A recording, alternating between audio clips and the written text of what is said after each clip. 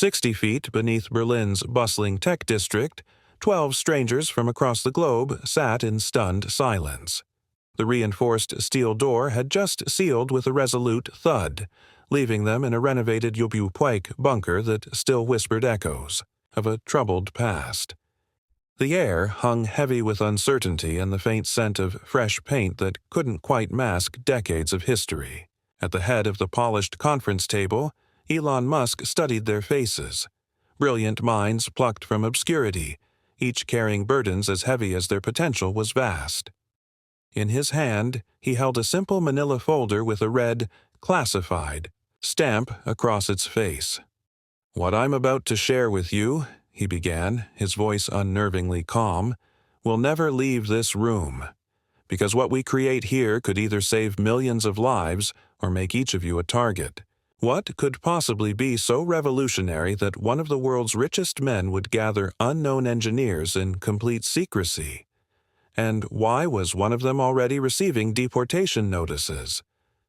Before we jump back in, tell us where you're tuning in from.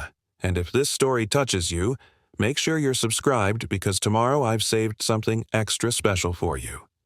Ibrahim Al-Farsi's fingers trembled slightly as he reread the email for the 100th time.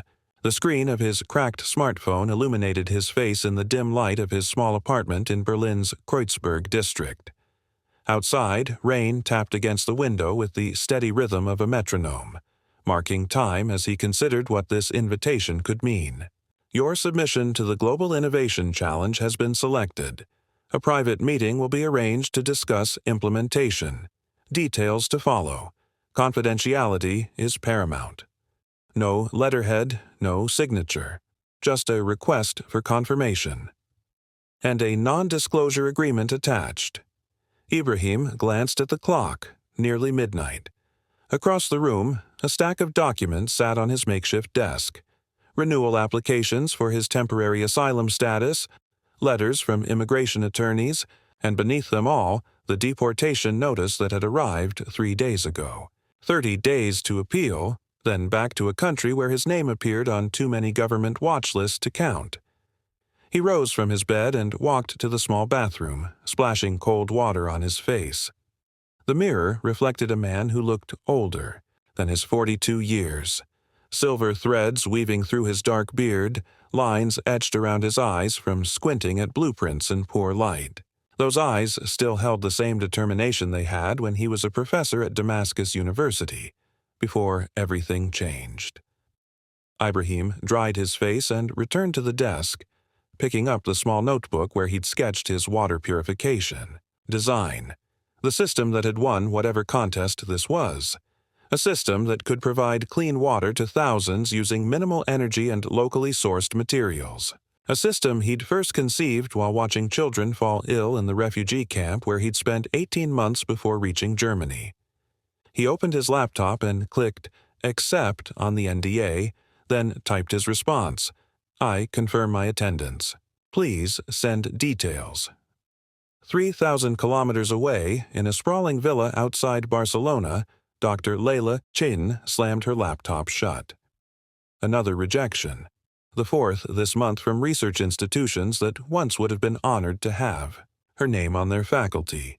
Now, her reputation lay in tatters after Fusion Tech claimed ownership of her breakthrough energy storage technology. 3 years of legal battles had left her finances depleted and her name tarnished by whispers that she had stolen the research.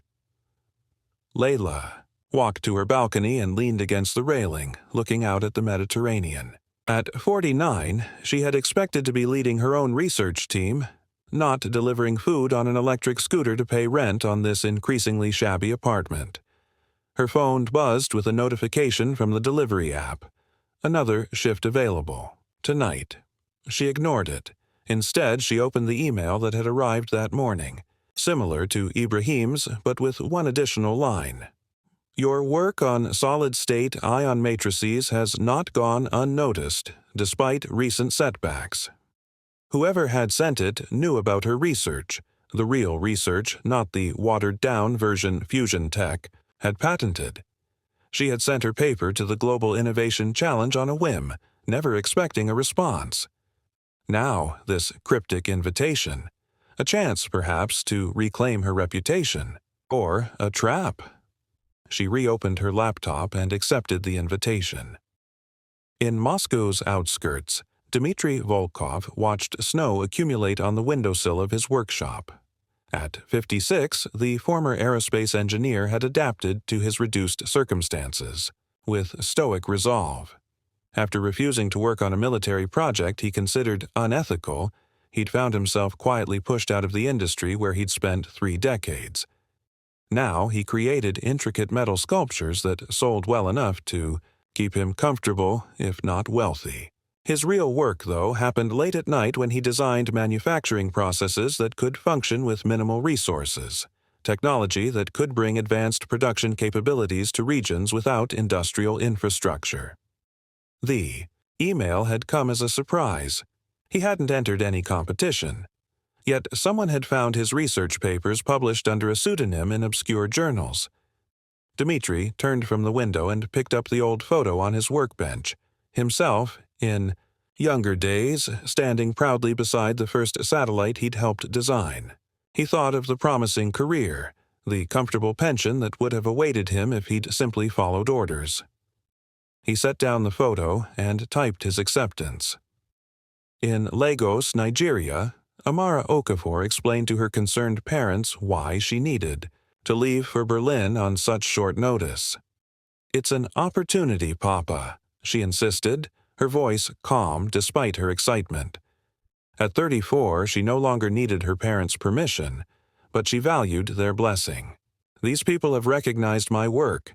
They've seen what I can do." Her father frowned. "Without telling you who they are? It could be dangerous, Amara." She smiled patiently. "I've checked what I could. The travel arrangements are legitimate. The hotel is real. And the encryption on that email, Papa, it was beautiful. Whoever sent it has resources and knowledge." Her mother reached across the table and took her hand. "Your father worries because he remembers when bright young people were lured away with promises, only to be exploited." "I know," Amara acknowledged, "but I've been exploited here too. 6 years developing AI systems that others take credit for. This could be different." What she didn't tell them was that her facial recognition algorithm had identified Elon Musk in a blurry reflection in the email's metadata. A security oversight that perhaps wasn't an oversight at all, but a test she had passed. In a quiet cafe in São Paulo, Sofia Mendes reviewed the specifications for the meeting. At 47, the materials scientist had long ago accepted that her revolutionary recycling techniques would never receive proper recognition while she remained in her family's modest waste management business. Her hand trembled slightly as she sipped her coffee. Beyond the financial struggles and the constant battle for resources, there was excitement, the kind she hadn't felt since graduate school. The specially modified phone they'd sent her sat on the table, its secure messaging system connecting her with the other invitees. Names were replaced by numerical identifiers, but she'd already begun to form impressions of her future colleagues through their technical questions and cautious introductions. Across town, in a luxury hotel suite, Victor Orloff prepared for his journey to Berlin. Unlike the others, the energy consultant understood exactly what was happening. His invitation had come through different channels, a discreet approach from former colleagues now working for energy conglomerates concerned about disruptive technologies. His task: observe, report, and if necessary, sabotage. At 53, Victor had mastered the art of corporate espionage disguised as consultation. His credentials were impeccable, his expertise genuine, but his loyalty belonged to the highest. Bidder and the consortium of traditional energy companies had bid very high indeed. In Berlin, Thomas Keller conducted final security sweeps of the bunker facility.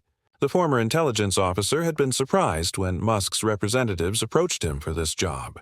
At 58, he'd thought his career was winding down, not taking such intriguing turns. "The ventilation systems are clean," he reported into his comm unit. "No surveillance devices detected." From the command center, Maya Lindbergh acknowledged his report. At 45, Musk's chief of operations had orchestrated more complex events, but none with such potential impact. The 12 engineers arriving in Berlin represented a convergence of brilliance that could change the trajectory of multiple industries, if they could be protected long enough to collaborate. "Mr. Musk is landing in 30 minutes, she noted. All participants are en route, except the Nigerian AI specialist, who reports a short delay at customs. "Expected," Tomas replied. "We have someone addressing it." In his study in Accra, Ghana, Dr. Kwame Nkrumah closed the dossiers on each participant. At 67, the senior engineer had been Musk's first call when conceiving this gathering. His decades of experience identifying promising technologies and nurturing their creators made him the perfect advisor. "They're an impressive group," he told Musk during their encrypted video call, "but volatile in combination, strong personalities, deep wounds." Musk nodded. "That's why you're essential, Kwame. They'll need guidance when the conflicts arise." "And they will arise," Kwame agreed, "especially when they learn the full scope of what you're proposing." Meanwhile, in a nondescript office in Berlin's government district, Ingrid Schmidt reviewed Ibrahim Al-Farsi's file with growing concern. As an immigration officer with 30 years of experience, she recognized the pattern, another brilliant contributor about to be lost to bureaucratic rigidity. Ibrahim's asylum appeal sat before her, along with a note from her supervisor instructing her to process it according to standard protocols, which almost certainly meant rejection. Yet something about this case nagged at her. The reference letters from German academics, the patents filed, the potential applications of his work in water-scarce regions. She glanced at the photo paperclipped to his file, a dignified man with kind eyes and a professor's bearing, not so different from her own father, who had come to Germany as a guest worker decades ago and fought for years to secure permanent residence. She made a decision and reached for her phone. Beneath Berlin's surface, Heinrich Weber guided a final inspection tour through the bunker. At 64, the facility manager moved with unexpected agility through the restored war-era structure, pointing out recent modifications with pride. "My grandfather helped build this in 1943, he explained to Maya as they walked. He said even then he hoped it would one day serve a better purpose than war. The massive circular main chamber had been transformed into a state-of-the-art conference and workshop space. Surrounding it were 12 private quarters, a communal dining area, advanced laboratories, and a central atrium, where an artificial skylight created the illusion of daylight despite being 15 meters underground. "How long can it sustain operations if sealed?" Maya asked. "With current supplies. 3 weeks minimum. Longer if we're conservative with resources." Heinrich ran his hand along the original concrete wall, left exposed as a reminder of the structure's history. Ironic, isn't it? A place built from fear now serving as a cradle for hope. As the appointed hour approached, Ibrahim stood outside the nondescript office building in Berlin's tech district, double-checking the address against his instructions. No signage indicated what lay beneath, just an ordinary door with a single intercom. He pressed the button. "Name?" asked a crisp female voice. "Ibrahim Al-Farsi." A pause. "Welcome, Professor Al-Farsi. Please proceed to the elevator, 16th floor." The door buzzed open. Inside, the lobby appeared ordinary except for the security guard who nodded at him with studied casualness and the elevator that required a keycard the guard provided.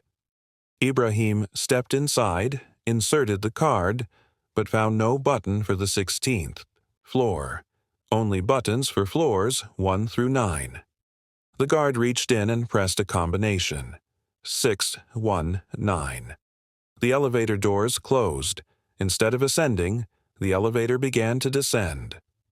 When it stopped and the doors opened, Ibrahim found himself in a reception area unlike anything he had expected.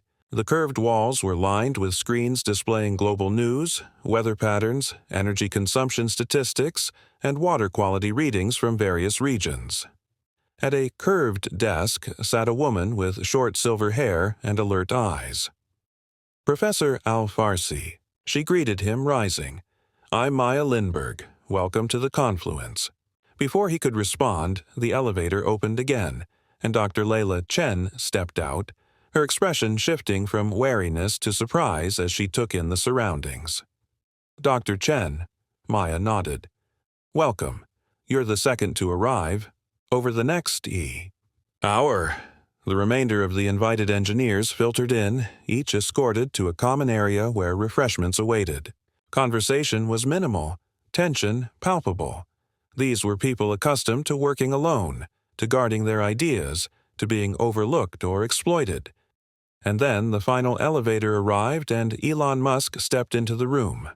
He wore no suit, no tie, just jeans, a simple black t-shirt, and the characteristic intensity that had made him famous. He surveyed the assembled group, nodded once, and said simply, "Thank you for coming. Shall we begin?" As they followed him into the main conference room, Ibrahim caught Layla's eye. She offered the smallest nod of acknowledgement. A fellow traveler, in uncertain territory. The reinforced steel door closed behind them with a resolute thud. The classified folder sat unopened in the center of the conference table as Musk made introductions. No surnames, no affiliations, just first names and specialties. Ibrahim noticed that several participants shifted uncomfortably at this enforced anonymity.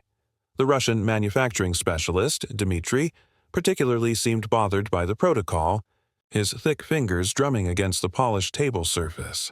"I understand your reservations," Musk acknowledged, addressing the unspoken tension. "You've been invited here based on your exceptional work, yet you know almost nothing about why.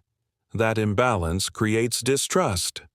Viktor Orlov, the energy consultant, leaned forward with practiced charm. "Perhaps you could start by explaining the extreme security measures, the secure phones, the confidentiality agreements, this bunker." He gestured at their surroundings with a slight smirk.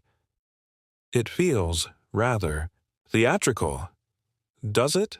Musk replied mildly. "I suppose from a certain perspective it might." He opened the folder and extracted a single sheet of paper, which he slid toward the center of the table.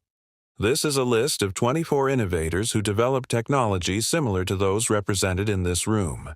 Brilliant minds working on solutions to humanity's most pressing problems." Ibrahim leaned forward to read the document.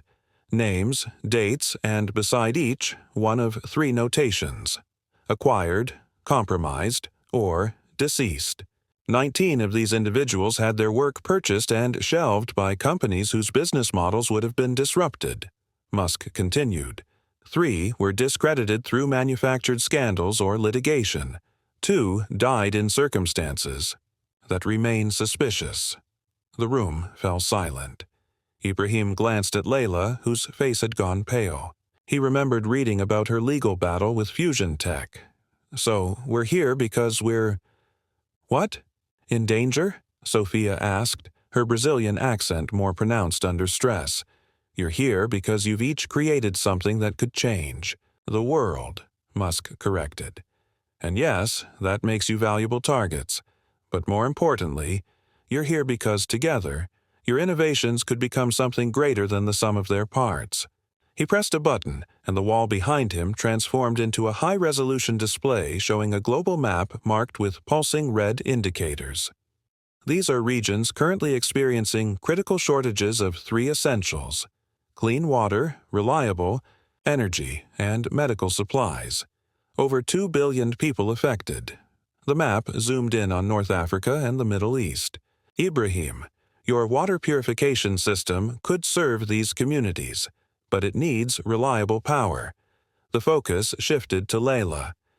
Dr. Chen's energy storage technology could provide that power, but manufacturing at scale would be prohibitively expensive using traditional methods. Next, to Dmitry. "Unless we apply Mr. Volkov's distributed manufacturing approach, which reduces equipment requirements by 80%.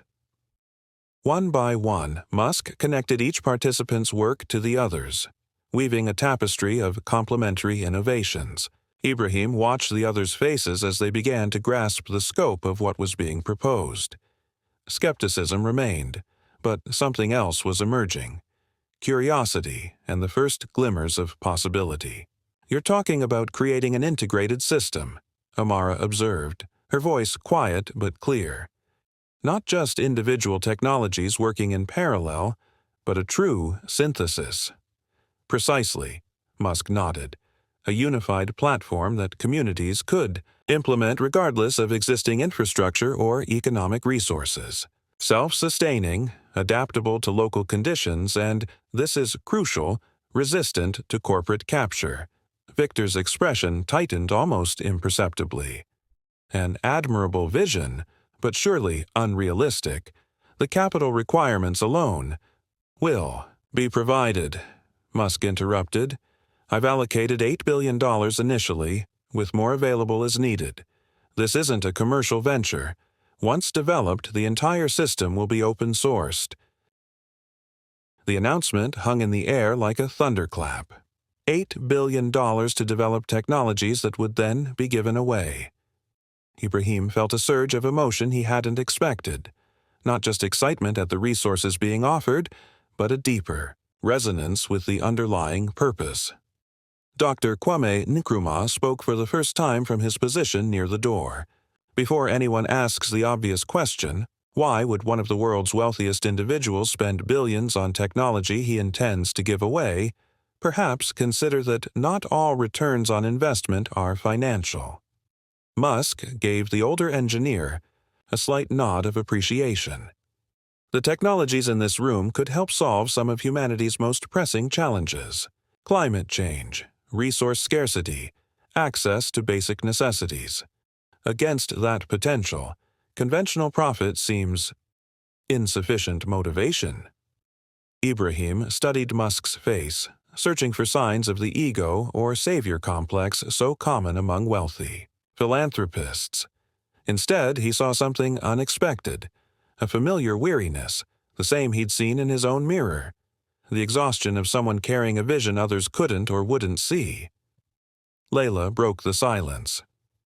"How long?" she asked sharply. "How long do we have to develop this integrated system?" 6 weeks, Musk replied. The room erupted in objections.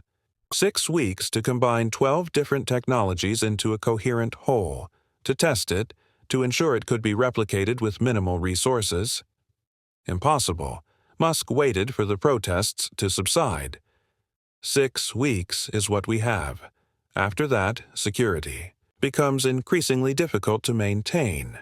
"And if we succeed," Ibrahim asked, "what happens to us individually?" "That depends partly on what you want," Musk answered. "For some of you, there could be positions within my companies. For others, support to establish independent research institutions or businesses. And for those with complicated situations." His gaze rested briefly on Ibrahim. "There are other possibilities."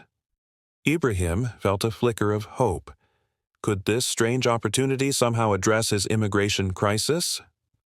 "We should be clear about something," Musk continued. "While I've done my best to create a secure environment, I cannot guarantee your absolute safety. There are powerful interests who would prefer your innovations remain theoretical or controlled. By agreeing to participate, you accept certain risks." The room fell silent again as each person weighed the proposition. A chance to see their work realized at unprecedented scale, with resources they could never have accessed independently. The opportunity to create something truly transformative. Against that, unknown dangers, 6 weeks of intensive work in an underground bunker, and collaborators. They had just met.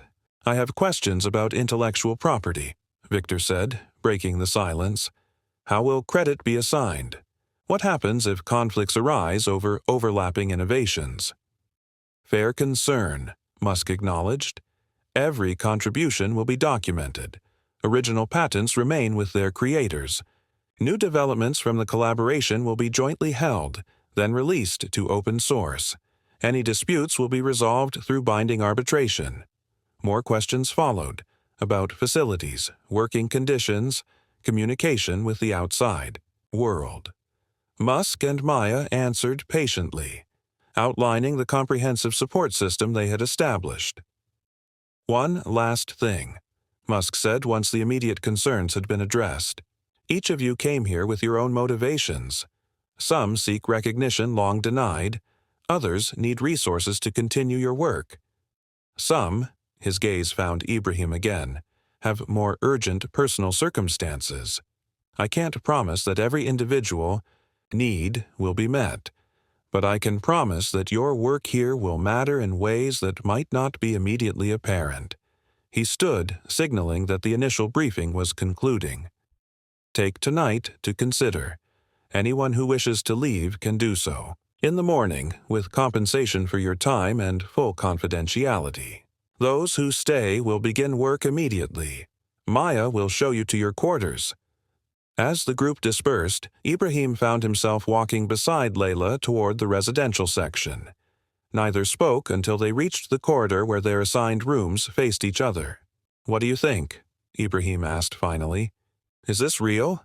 Layla considered the question. "The resources are real. The security concerns seem legitimate. As for the rest," she shrugged. "I've spent 3 years fighting to reclaim work that was stolen from me. The chance to create something that can't be taken away or buried, that's worth the risk." Ibrahim nodded slowly. "For me, it might be the only chance left." "The deportation notice," Layla said, surprising him. "I overheard you talking to Maya about immigration assistance." "Yes, 30 days, then back to a country where I'm considered an enemy of the state." He didn't elaborate on what that would mean. The likely arrest, the interrogations, perhaps worse. "Then you have nothing to lose," she observed. "And everything to gain," he agreed. Later that night, unable to sleep despite the comfortable accommodations, Ibrahim wandered to the central atrium. The artificial skylight was dimmed to simulate night, but still provided enough illumination to navigate the space. He was surprised to find he wasn't alone. Amara sat on one of the curved benches, her tablet displaying complex code sequences. She acknowledged him with a nod but didn't speak, respecting his apparent desire for solitude. Ibrahim appreciated the courtesy and found a seat at the opposite side of the atrium. After several minutes of companionable silence, Amara spoke. "You're thinking about staying?" It wasn't a question, but Ibrahim answered anyway. "Yes, though I'm not entirely convinced this isn't an elaborate dream." A hint of a smile crossed her face. "If it is, it's the most detailed anxiety dream I've ever had." Her fingers continued to move across the tablet screen, adjusting variables in whatever algorithm she was developing. "I identified him, before coming here." "Musk? How?" A reflection in the metadata of the invitation email. Poor operational security or perhaps a test. She shrugged. "Either way, I knew who was behind this before accepting." "And you came anyway." "I've spent my career watching others take credit for my work," she said matter-of-factly. "Men with half my talent but twice my confidence claiming my innovations as their own. Now, I have a chance to build something with my name on it, something that could help millions." She looked up from her tablet. "Including in your homeland, from what I understand of your water system." Ibrahim hadn't expected that level of familiarity with his work. "You've researched me?" "I've researched everyone here," she admitted without apology. "Knowledge is safety." From the shadows near the atrium entrance, another voice joined the conversation. A wise policy, though incomplete in this case. Dr. Kwame Nkrumah stepped into the light, carrying a steaming mug that filled the air with the scent of spiced tea. "There are aspects to each of you that don't appear in publications or databases. Motivations, principles, fears." He settled onto a bench between them. "Those less tangible qualities will determine our success as much as technical expertise." "You've worked with him before," Ibrahim observed. Musk, this isn't your first collaboration. No, Kwame acknowledged, and I've learned that his methods, while unconventional, typically yield remarkable results. Typically, Amara noted, emphasizing the qualifier. Kwame's laugh was warm and genuine. Indeed, there have been spectacular failures as well, but never from lack of vision or commitment. And this project? Ibrahim asked. Which category do you expect it to fall into? Kwame considered the question seriously. That depends less on Elon than on us, particularly on whether we can overcome our individual concerns to serve the larger purpose. Some of us have very legitimate individual concerns, Ibrahim pointed out, thinking of his deportation deadline. Of course, Kwame nodded, and addressing those isn't incompatible with our mission. In fact, I would argue that alleviating the peripheral pressures on key team members enhances our chances of success. He sipped his tea thoughtfully. Which is why I've already spoken with Mr. Musk about your immigration situation, Professor Al-Farsi. Ibrahim straightened. You have? Indeed, and while I can't guarantee outcomes, I can tell you that certain inquiries are being made at the ministerial level. Kwame rose, placing a reassuring hand briefly on Ibrahim's shoulder. Try to rest. Tomorrow will demand much from all of us. As the older engineer departed, Ibrahim and Amara exchanged looks that acknowledged a shared decision. They would stay. Whatever risks lay ahead, the potential rewards, both personal and global, were too significant to walk away from. In his private quarters, Viktor Orlov composed a carefully worded message on a device that didn't appear on any official inventory of his possessions. His handlers would want to know about the scale of funding, the open-source intentions, and, most importantly, which specific technologies were being combined. As his finger hovered over the send button, he hesitated.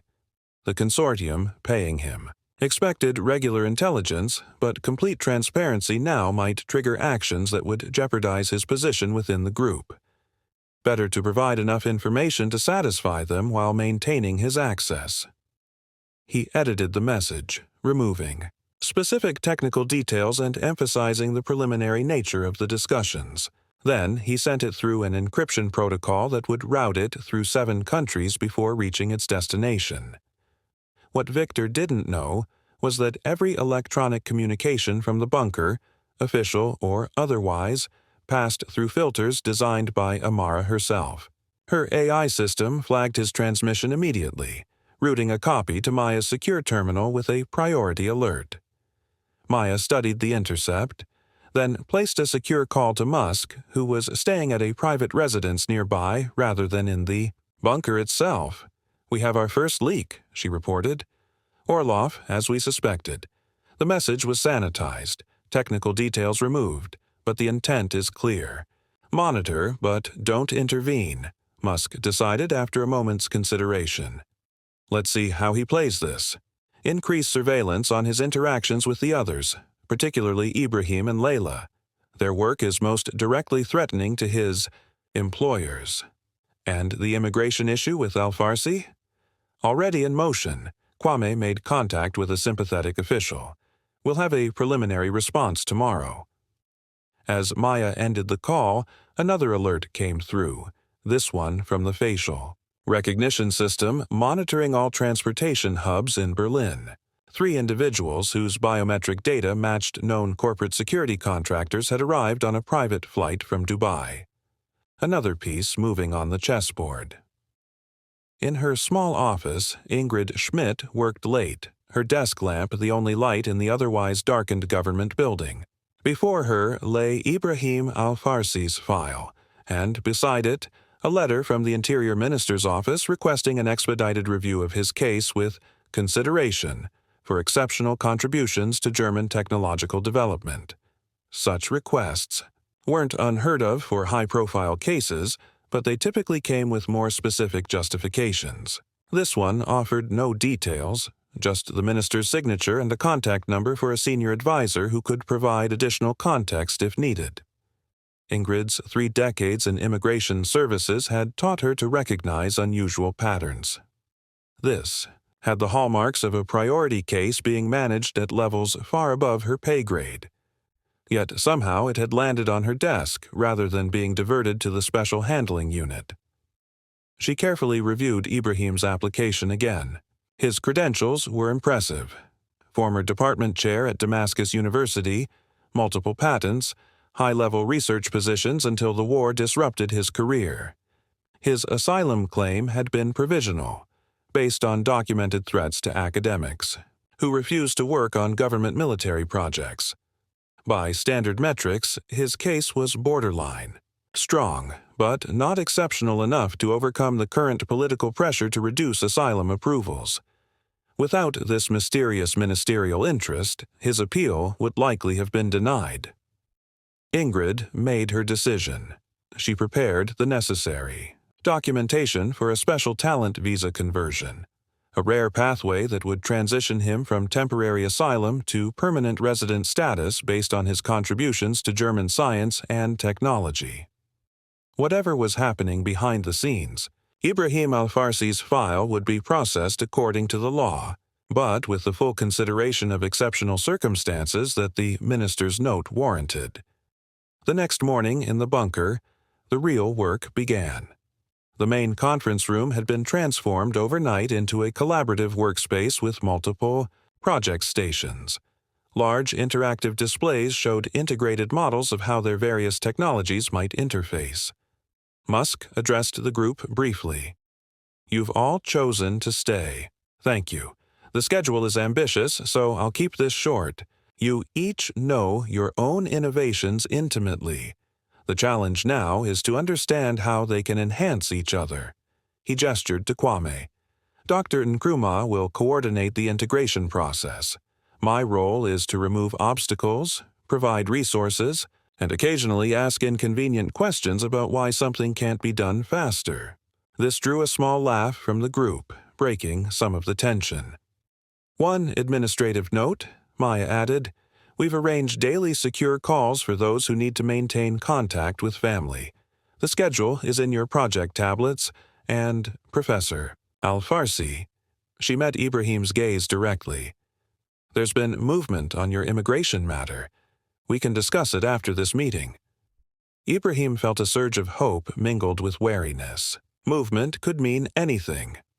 Telling and preparing this story took us a lot of time, so if you are enjoying it, subscribe to our channel. It means a lot to us. Now back to the story. For the next hour, Kwame guided them through an initial assessment of integration challenges. The group gathered around the central holographic display as each engineer briefly presented their core technology. Ibrahim watched with growing appreciation for the brilliance assembled in the room, and growing concern about whether such diverse approaches could truly be harmonized. When Layla presented her energy storage system, Ibrahim immediately saw connections to his water purification technology. Her solid-state ion matrices could provide the consistent power his system needed without the volatility of traditional batteries. The heat dissipation issue, he noted during her presentation. "Have you considered using it as a secondary energy source?" Layla paused, studying him with new interest. "For what application?" "The distillation phase of my purification system. It requires consistent low-grade heat, exactly what your matrices produce as waste." A moment of silence as she considered this. Then, "That could work. It would improve my efficiency ratings by converting waste to utility. And reduce my energy requirements by nearly 30%, Ibrahim added. Kwame smiled. "And just like that, we have our first integration point. This is exactly the kind of synergy we're looking for." As the presentations continued, more connections emerged. Dimitri's manufacturing techniques could simplify production of Layla's specialized components. Amara's AI systems could optimize Ibrahim's water filtration based on real-time quality analysis. Sophia's materials innovations could reduce the resource requirements for multiple systems. By lunchtime, the initial skepticism had given way to cautious excitement. These were people accustomed to working in isolation, often with inadequate resources and limited recognition. The prospect of collaboration with equally brilliant minds, backed by Musk's billions, was intoxicating. After the session, Maya drew Ibrahim aside to a small conference room. Tomas Keller, the security chief, joined them, carrying a tablet. "Your immigration situation," Maya began without preamble. "We've been in contact with certain officials. The process is moving faster than typically possible." Ibrahim kept his expression neutral despite his racing heart. "What kind of movement?" "Your application has been reassigned to a senior officer named Schmidt. She's reviewing it for a special talent visa rather than standard asylum extension." "That's significant," Ibrahim acknowledged, familiar enough with German immigration procedures to recognize the potential implications. The special talent pathway could lead to permanent residence, not just temporary asylum. "There's more," Tomas said, handing him the tablet. "This was just filed with the immigration office." On the screen was a formal letter from one of Germany's prestigious research institutes offering Ibrahim a 5-year position as a senior researcher in their water technology division. The salary was generous, the terms excellent. "I don't understand," Ibrahim said, looking up from the tablet. "I never applied for this position." "The institute is partially funded by one of my foundation's environmental initiatives," Musk's voice came from the doorway as he entered the room. "They were quite receptive when we highlighted your qualifications and the potential applications of your work."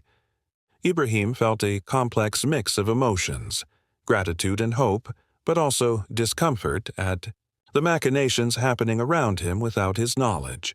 "This isn't charity," Musk continued, seemingly reading his thoughts. "The institute gains a brilliant researcher. Germany retains an innovator who can contribute to their water security goals. You get the stability needed to continue your work.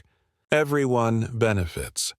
Ibrahim studied Musk's face, searching for hidden motives but found only pragmatic intensity. "Thank you," he said finally. "This changes everything for me." "Not quite everything," Maya cautioned. "The visa process is accelerated but not guaranteed. Your continued participation here remains confidential. The institute believes you're working on preliminary research before joining them." Ibrahim nodded his understanding. "And if our work here is successful? What then?" "Then you'll have options," Musk replied. "The institute position remains yours regardless. But there would be other opportunities as well, particularly if you're interested in implementing your technology in regions that need it most." That evening, while most of the team continued working in the main lab, Layla sought out Ibrahim. She found him in one of the smaller workshop spaces, adjusting parameters on a scaled prototype of his filtration system. "I heard about your visa situation," she said without preamble. "Congratulations." Ibrahim looked up from his work. "News travels fast down here. Amara told me. Apparently, her AI monitors picked up the document filing." Layla shrugged at his concerned expression. "Don't worry, she only shared it with me because she knew we're collaborating closely on the power integration." Ibrahim set down his tools. "It's strange. 2 days ago, I was preparing for deportation. Now you're part of Elon Musk's secret underground science club with a prestigious job offer," Layla finished with a hint of irony. "Life takes unexpected turns." Her tone made him study her more carefully. "You're not entirely convinced by all this, are you?" Layla glanced toward the door to ensure they were alone. "It's not that I doubt the resources or even the intentions, but in my experience, when something seems too good to be true, especially for people like us who've been marginalized by the system, there's usually a catch." "What kind of catch are you concerned about?" "I'm not sure yet." She moved closer to examine his prototype. "But I've seen how corporate interests can corrupt even the most idealistic projects. And Musk, for all his talk about open sourcing everything, still runs some of the world's most valuable companies. Ibrahim considered her words. You think he's using us somehow? I think everyone is using everyone, she replied pragmatically. The question is whether the exchange is fair. She tapped his filtration device. Your design is brilliant, by the way. I've never seen ceramic membranes configured quite like this. The abrupt change of subject caught him off guard. Thank you. It's adapted from traditional water storage vessels used in my homeland for centuries. The porosity pattern mimics natural filtration structures. Layla nodded appreciatively. That's what impresses me about your approach. You've combined ancient wisdom with cutting-edge materials science.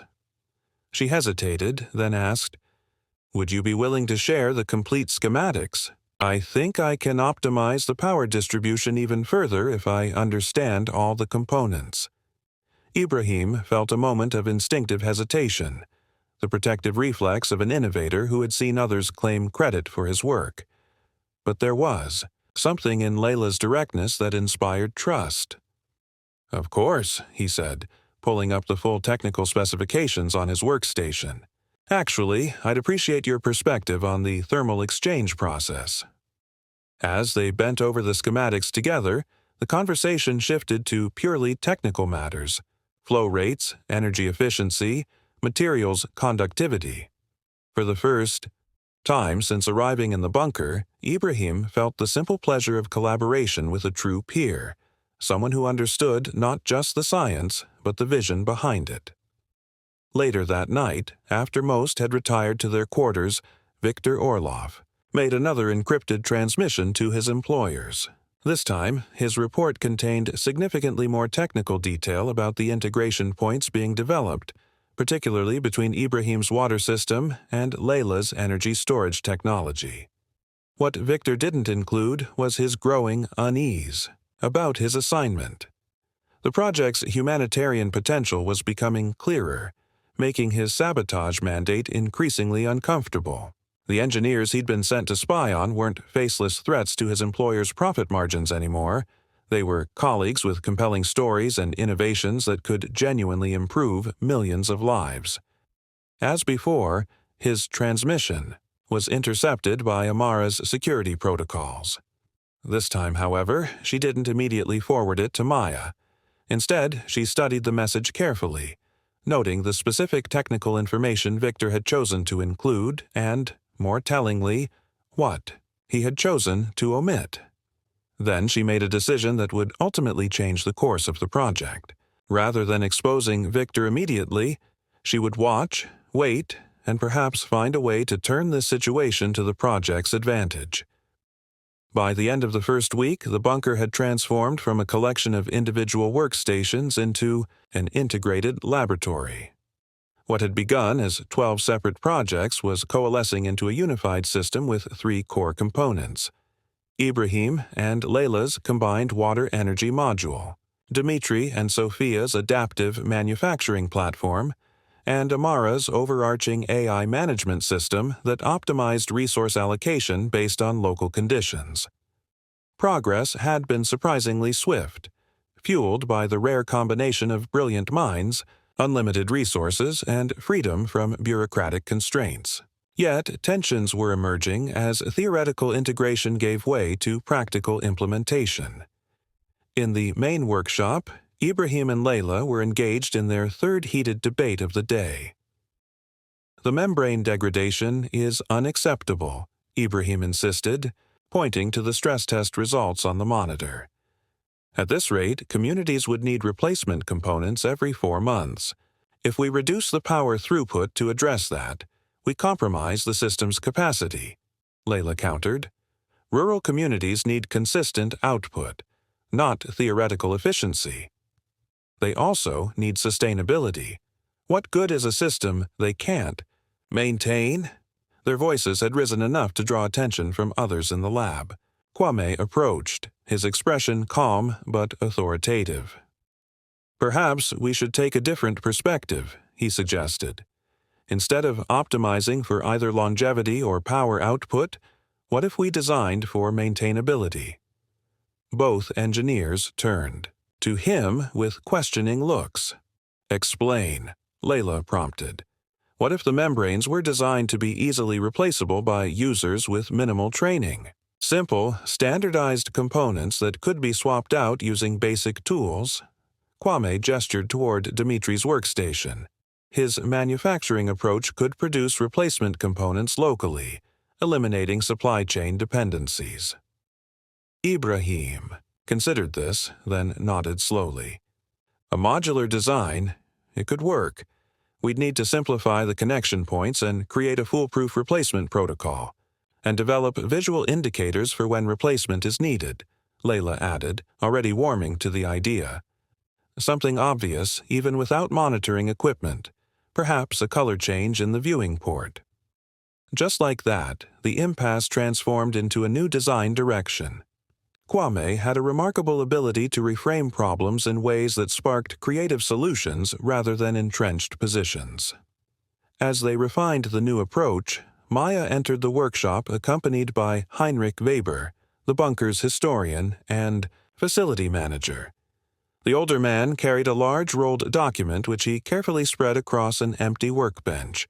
"Original blueprints of the bunker," Heinrich explained as the team gathered around. "I thought they might interest you, given your current surroundings." The yellowed pages revealed the structure's original purpose, not as a military command center as many had assumed, but as a protective shelter for cultural artifacts from Berlin's museums during the Allied bombing campaigns.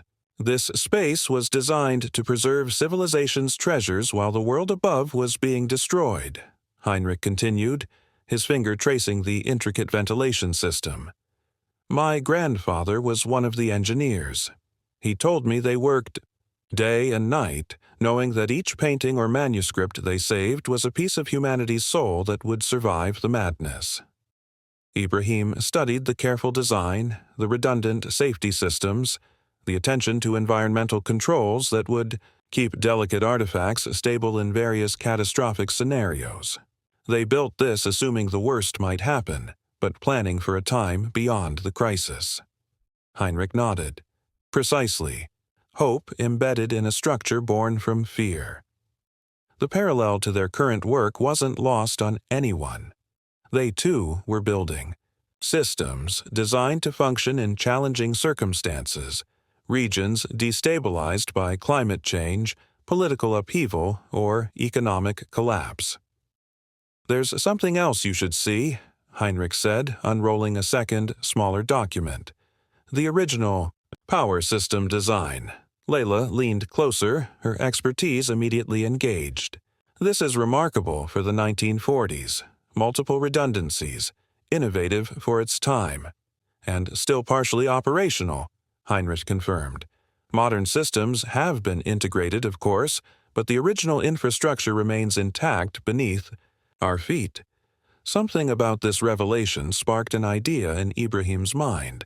The thermal mass of the concrete structure. "Have you measured it?" Heinrich looked surprised by the question. "Yes, actually, it was part of the renovation assessment. The thermal stability is one reason this facility was chosen for your work. Minimal temperature fluctuation." Ibrahim turned to Layla, excitement building. "What if we incorporate thermal mass principles into our design? Use the surrounding environment as a passive stabilization element?" Her eyes widened as she grasped the implication. "Reduce active cooling requirements by embedding components in thermally stable substrates? Yes, that could significantly extend component life while maintaining power output levels." A small breakthrough, but it illustrated how their environment was influencing their thinking. The bunker wasn't just housing their work, it was inspiring it.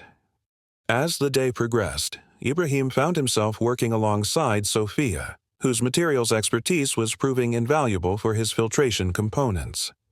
The Brazilian scientist had a practical approach that complemented his more theoretical orientation. "In the recycling business, you learn to see value where others see waste," she explained as she modified the composition of a ceramic filter. "This silica compound, it's a byproduct of glass manufacturing. usually discarded. But its porosity, characteristics are perfect for your mid-stage filtration.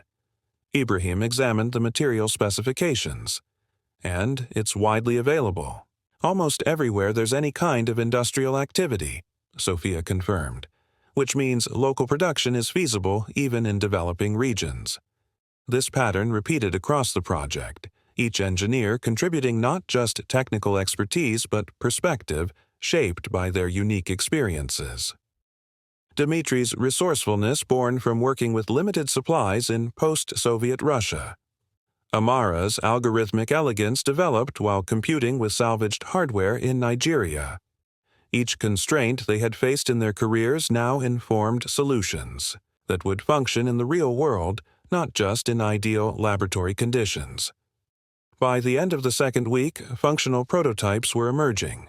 The water energy module could now purify contaminated water while generating enough power to sustain its own operations plus basic community needs.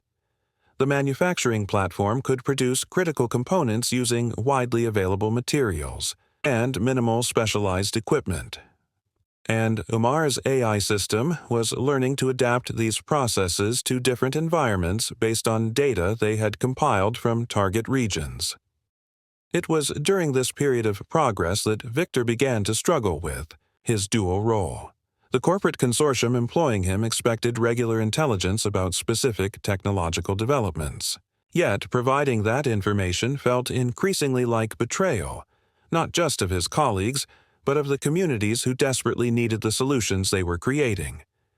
He found himself sending reports that emphasized limitations and challenges, rather than breakthroughs, buying time while he reevaluated his position. This didn't go unnoticed by his handlers, who sent increasingly pointed inquiries about specific aspects of Ibrahim and Layla's integrated system. Meanwhile, Amara continued monitoring Victor's communications without alerting the full team. She had developed a psychological profile suggesting he was experiencing cognitive dissonance between his assignment and his emerging connection to the project. Rather than exposing him immediately, she decided to test her theory. She arranged to work with Victor on integrating his energy consumption modeling with her AI system, a collaboration that required sharing her methodology for optimizing resource allocation in underserved communities. As they worked, she deliberately shared stories of how her algorithms had evolved from her experiences growing up with unreliable infrastructure.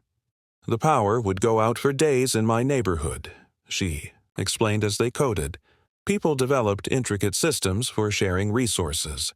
This family had a generator they would run for 2 hours and power 4 homes for critical needs. Then another family would share stored water. Another would offer refrigeration.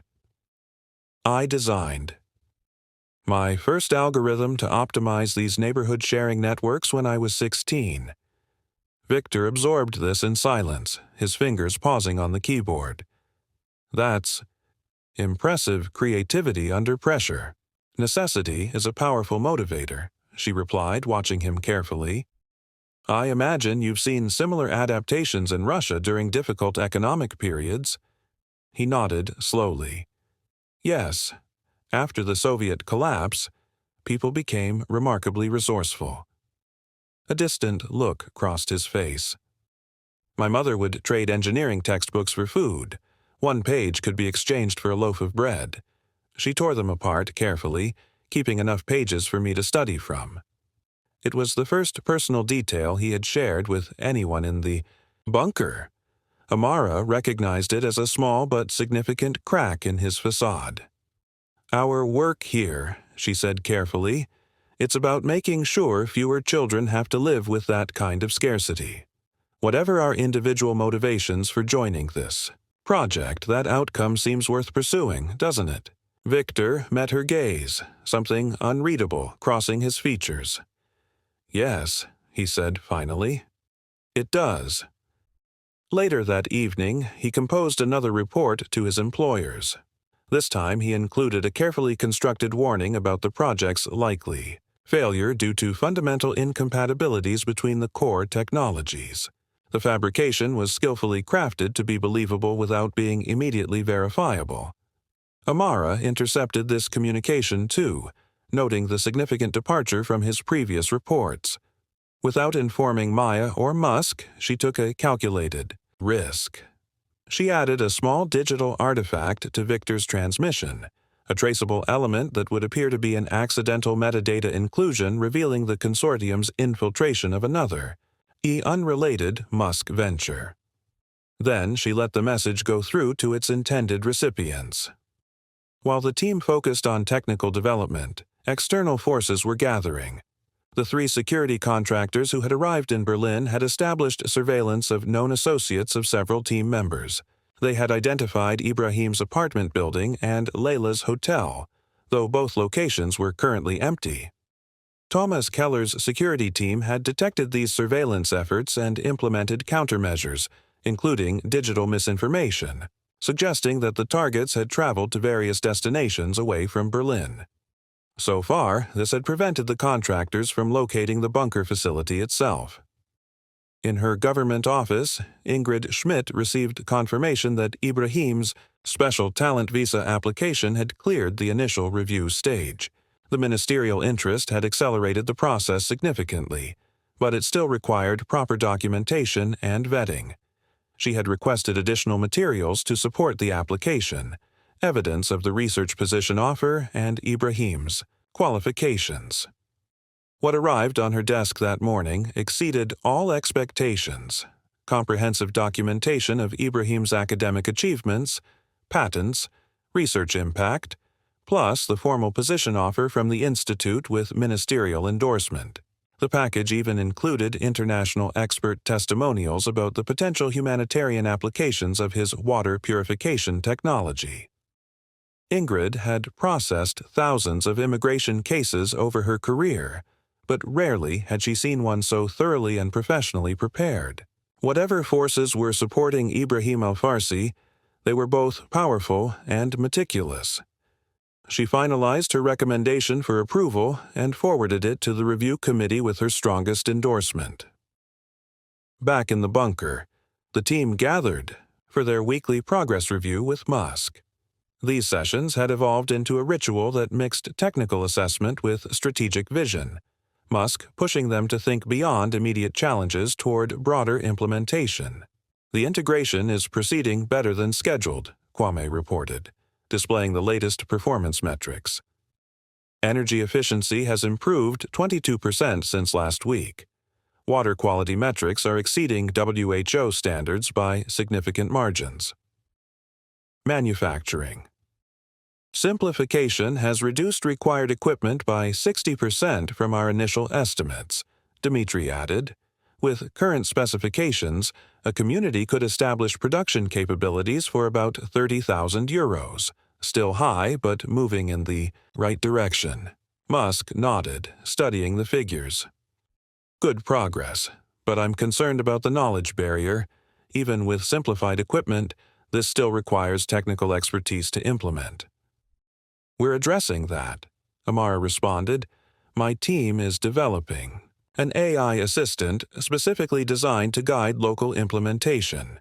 Visual instructions, troubleshooting support, adaptive to different literacy levels and technical backgrounds." "Show me," Musk requested.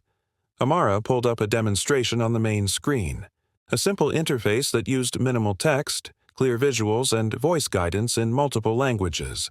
The system could analyze photographs of assembly attempts and provide corrective feedback, learn from successful implementations to improve its guidance, and connect communities for mutual support. "We're calling it Confluence Assistant," she explained. "It bridges the knowledge gap between our technical design and local implementation capabilities." For the first time since the project began, Musk smiled with genuine enthusiasm. This is exactly the kind of thinking we need, technology that adapts to people, not the other way around. The success of the presentation shifted the meeting's energy. Technical updates continued, but with renewed focus on real-world usability and cultural adaptation. How would the system function in different climates? How could it respect local water customs while improving safety? What maintenance could realistically be managed by communities with limited technical training? As the session concluded, Musk asked Ibrahim and Layla to remain behind. Once the others had departed, he addressed them directly. "Your water energy module is the cornerstone of this entire system," he said without preamble. "But there's something we haven't discussed yet: scalability beyond community level." Ibrahim exchanged a glance with Layla. "What scale are you envisioning?" "Regional, even national." Musk activated a wall display showing a map of North Africa and the Middle East. "Regions facing critical water insecurity within the next decade. Not just rural communities, major urban centers." Layla frowned.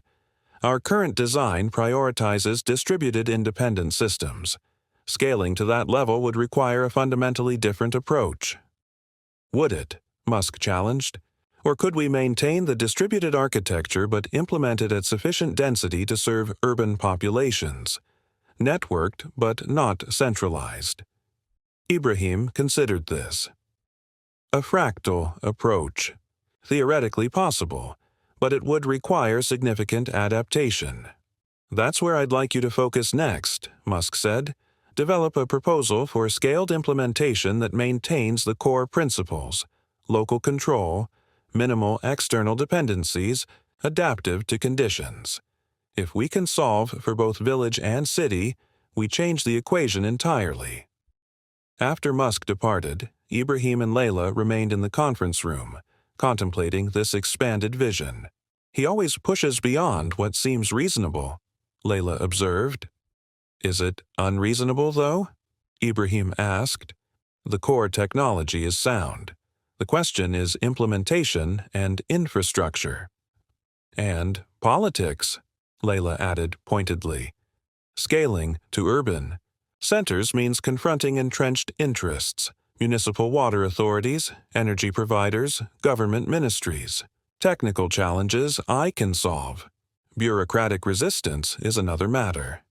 Ibrahim nodded thoughtfully. "In Damascus, before the war, I proposed a distributed water monitoring system to identify contamination sources more efficiently. It was technically straightforward, inexpensive even, but it threatened too many officials who benefited from the current inefficiencies." "What happened?" "The project was shelved. I was advised to focus on less disruptive research." His expression darkened. 6 months later, there was a contamination crisis that could have been prevented. 300 children hospitalized. Layla was quiet for a moment. "So you understand the real obstacles aren't technical?" "I do." Ibrahim rose and approached the map display. "But what if implementation begins from the edges rather than the center? Rural communities first, then smaller towns, creating a network that gradually encompasses urban areas. By the time the system reaches major cities, its benefits would be evident and broadly distributed." "A contagion of prosperity," Layla mused. "It has potential, but it would require patient capital and political protection during the vulnerable early stages, which is presumably what Musk is offering." Ibrahim turned to face her. "The question is whether we trust his motives and commitment." Before Layla could respond, an alert sounded on both their project tablets. Amara had called an urgent meeting of the core team in the secure communications room. No explanation provided. When they arrived, they found Amara, Kwame, Maya, and Tomas already assembled. Musk joined remotely on the main screen. "We have a situation," Maya announced once everyone was seated. "Amara has identified a security breach. Yaxine." Eyes turned to the AI specialist, who looked uncharacteristically tense. "For the past 2 weeks, I've been monitoring unauthorized communications from within this facility." She paused, her gaze sweeping the room. "Viktor Orlov has been sending encrypted reports to an external entity." The revelation hung in the air for a moment before Tomas spoke. "Corporate espionage?" "Yes, but with a twist," Amara continued. His initial reports contained technical details about our work. However, his most recent communication deliberately misrepresented our progress, suggesting fundamental flaws that don't exist. Ibrahim processed this with mounting concern. You're saying he's been spying for someone, but now he's feeding them false information? Why? That's what I intend to find out, Musk said from the screen. The question is how to proceed. Options? Confront him immediately, Thomas suggested. Remove him from the project. And alert his employers that we're aware of their interest, Kwame countered. Perhaps a more nuanced approach is warranted. Layla spoke up. Who is he working for? A consortium of traditional energy and water infrastructure companies, Maya answered. They've made significant investments in maintaining current systems and view our project as a threat to their business model. This isn't surprising, Musk noted. We anticipated corporate interest. The question is whether Victor represents a continuing threat or a potential asset. Amara leaned forward. I believe he's experiencing a conflict of loyalty. His recent communications suggest he's become invested in our work despite his initial mandate. You sound like you're defending him, Ibrahim observed with surprise. I'm analyzing him, Amara corrected. There's a difference, and I've taken a calculated risk. She explained her digital manipulation of Victor's last communication, the traceable element that would appear to reveal infiltration of another Musk venture. You did this without authorization? Maya asked sharply. I did, Amara acknowledged without apology. The psychological profile I developed suggested Victor was at a decision point. By giving his employers a different target to focus on, I've provided him space to resolve his internal conflict. Musk's expression was unreadable for a moment, then he nodded. Bold move. What's your recommendation now? Give him 48 hours. Continue as if we're unaware of his activities. Let him make his choice without pressure. The room fell silent as everyone considered this unconventional approach. Victor has valuable expertise, Kwame noted.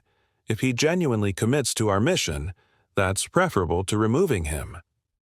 And if he doesn't, Layla asked, then we have Tomas escort him from the facility with a carefully edited memory of what he's seen, Musk replied matter-of-factly. Either way, this project continues. The meeting concluded with agreement on Amara's approach. For the next 48 hours, they would proceed normally while watching Victor closely.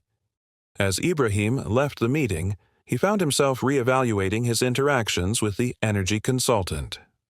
Had there been signs he'd missed? Victor had been helpful but reserved, offering valuable input on energy distribution challenges without fully engaging with the team's more visionary discussions. That evening, Ibrahim found himself alone in the atrium with Victor, who was studying the artificial skylight with apparent fascination. The morning after the rainstorm, the bunker felt oddly warm, not in temperature, but in mood, as if something had shifted in the night. Ibrahim stood in the corridor near the old signal control panel, staring at a piece of paper someone had slipped beneath his door. No signature, just a typed message, grainy on the edges like it had been printed in a hurry. He's not who you think he is. Check the blueprints, not the ones you were shown, the originals. No context, no explanation, just that, and a strange watermark, a faint outline of the Brandenburg Gate split down the middle. He took it to Layla. She read it 3 times. Someone's playing games. Or trying to help. They gathered Sophia, Amara, and Dmitri in the east alcove near the decommissioned weapons vault turned prototype lab. Heinrich joined reluctantly, muttering about protocol and sacred preservation codes, but when Amara rerouted the security system and accessed archival footage, what they found changed everything. The bunker was bigger than they were told, much bigger. There was an entire lower level, level 3, not on any of the blueprints Maya or Musk had shown them, Access logs showed it hadn't been opened in years. Until last night, one swipe, one entry. Victor Orloff. Down a long-forgotten tunnel, past the rusted vault doors and behind a panel labeled Cold Storage, they found it, a reinforced room lined with servers humming softly in the dark, and inside, a terminal, still warm from use, ran, software with a UI none of them recognized. Clean, military grade, hidden in plain sight. Files were marked with country codes and timestamps. Energy projections, patent filings, infrastructure maps. Some dated back over a decade. Others were live, still updating. "This isn't just about our project," Layla whispered. "It's about all of them. Global ones, hidden ones. Sophia." Traced a file labeled Polydrive, Emergence 2.127. Priority, Strategic Asset. She clicked. A schematic unfolded on screen. A near-perfect replica of the prototype they were building upstairs. Wait, how would they have this already? "They wouldn't," said Dmitri, "unless someone was feeding it to them." That was when Amara cross-checked internal logs. Victor had set up a silent packet relay through one of the fiber channels Musk had installed during renovations. Real-time data, encrypted, rerouted through a satellite link. He'd been reporting everything to someone outside the facility, but that wasn't the twist. That came when Heinrich pulled a rusted lever and opened a panel behind the server rack. Inside were microfilm reels, dozens of them, hand-labeled, dated from the Cold War, many untranslated. Amara scanned them into the system and ran OCR. One translated reel froze them all in place. The Ghost Team Initiative, 1949-1961, Western-backed. Operation to collect and consolidate alternative energy research from unstable regions under the guise of humanitarian exchange. Primary test bunker, Berlin Site Gamma. Status, ongoing. Sophia sat down, stunned. This place, it wasn't just a shelter or a lab. It was a repository. They were bringing in minds like ours. Even back then, they called it Ghost Team. Ibrahim felt the hairs on his arm rise. The hidden meeting, the secrecy, the strange familiarity of it all. It wasn't the first time someone had done this, and Musk, he'd known. He had to. They confronted Maya first. She didn't deny it. Yes, Elon knew about the Ghost Team records, but he didn't create this project to repeat it. He wanted to redeem it. Then why lie to us? Layla demanded. Because if word got out that a tech billionaire was reviving a Cold War intelligence initiative, you'd all be buried in lawsuits and surveillance before a single wire was soldered. The twist deepened. The original purpose of the bunker had been co-opted over generations, from Cold War espionage to military experimentation to corporate blacksite. And now, Musk was trying to reclaim it, to make it a sanctuary for unacknowledged genius. But Victor wasn't working alone. He was a plant, yes, but worse, he believed he was the rightful inheritor of the Ghost Team legacy. He thought the project should be exclusive, not inclusive. They were brilliant. They were disciplined. Victor later admitted when confronted. "You're building a utopia with dreamers and exiles. I'm ensuring it's viable for survival." The betrayal forced a divide in the team.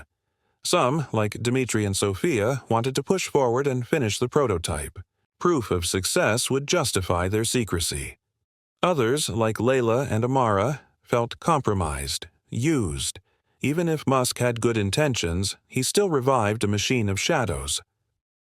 Ibrahim, he stood at the heart of it. He'd come here to fight for clean water, for survival, for his family and those like them. He hadn't signed up to be part of some ideological chess match between billionaires and ghosts of the past. And yet, if they walked now, nothing would change. Musk didn't speak for 2 hours when they brought him the evidence. He just sat at the long steel table in the war room, fingers templed, listening. When he finally spoke, it was to Ibrahim. "You asked me, that first night, if this was a gamble or a plan." Ibrahim nodded. It was a confession. A pause. Then, Musk said, "They used to say the future would be built in silence, but I'm tired of silence. Build the prototype.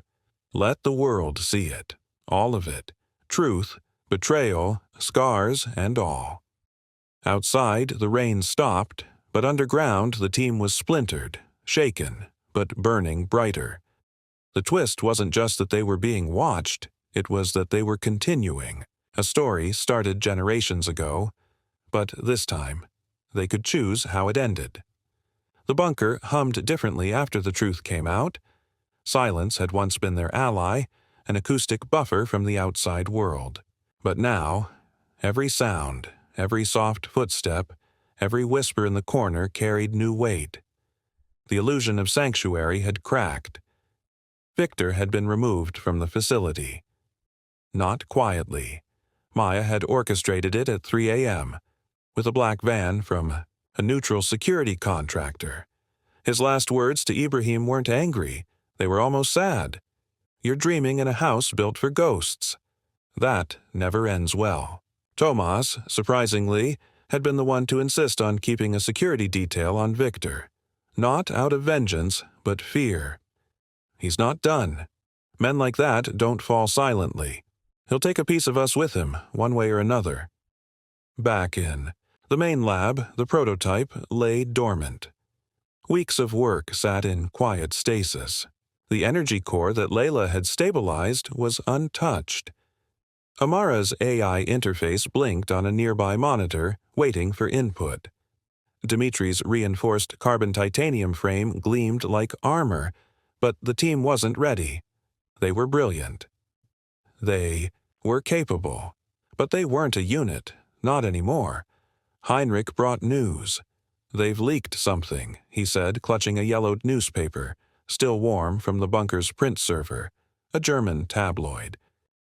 Headline in blood-red type: "Secret Global Energy Project under Berlin. Is Musk building a new world order?" It had all the markings of a manufactured leak. Carefully framed satellite photos of supply trucks, redacted blueprints from years ago, and a blurry image of Sophia leaving a coffee shop in Kreutzberg. Worse, a list, not full names. Just 12 flags. One for each engineer. Maya looked physically ill. This was Victor's parting gift. "We need to accelerate," said Layla, her voice clipped tight. "Get it operational. If this goes public before we're ready, they'll shut us down before the prototype draws its first charge." But rushing was dangerous. They'd already failed the last stress test. Pressure seals collapsed at 70% capacity. Ibrahim stared at the blinking core, his hands steady but eyes distant. He thought of his brother, of the refugee camp, of the children who drank water filtered through sand and charcoal and prayers. "We finish it, but we don't rush. If we burn it out, it's not just our reputations at risk, it's everything we built." For the first time since the truth broke, heads nodded. He was the axis again. Late that night, Sophia found Ibrahim alone in the filtration annex. He was disassembling the membrane rig, tightening seals, checking for microscopic corrosion, with a hand tool he'd made from repurposed drone parts. "You ever think," she asked softly, "that this was all meant to fail?" He didn't look up. "All the time. And yet, we still build."